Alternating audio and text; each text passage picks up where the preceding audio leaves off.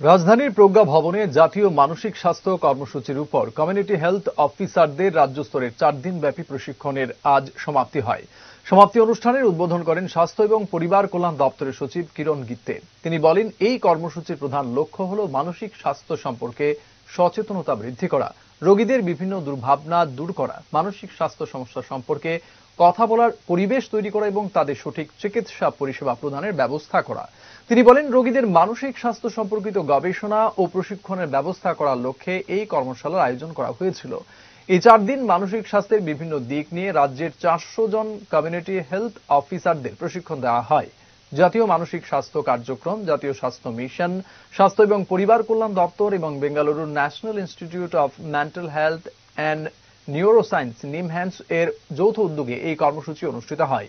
মানসিক স্বাস্থ্য পরিষেবা প্রদানে প্রাথমিক পর্যায়ে উন্নত করার লক্ষ্যে বেঙ্গালুরু নিমহ্যান্সের 9 জন বিশেষজ্ঞ রিসোর্স পার্সন কমিউনিটি হেলথ অফিসারদের দক্ষতা এবং জ্ঞান বাড়ানোর উপর বিশেষ জোর দেন।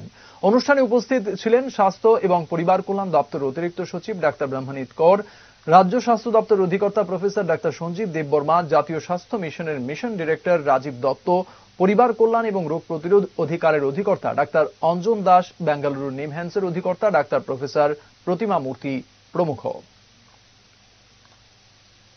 चालू हुआ और मैं किसी मीटिंग में मुझे दिल्ली जाना पड़ा था, तो मैं उस प्रोग्राम में आ नहीं पाया। तो मैंने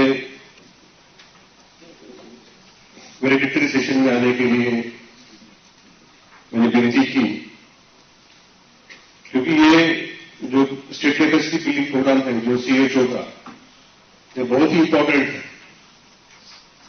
4 दिन से आपने जो ट्रेनिंग के माध्यम से जो हमारे साथ जो अभी निमान से जो 9 जन रिसोर्स पर्सन आए हैं, उनके साथ आपने ट्रेनिंग किया और आपने इसका महत्व आपने देखा होगा कि कैसे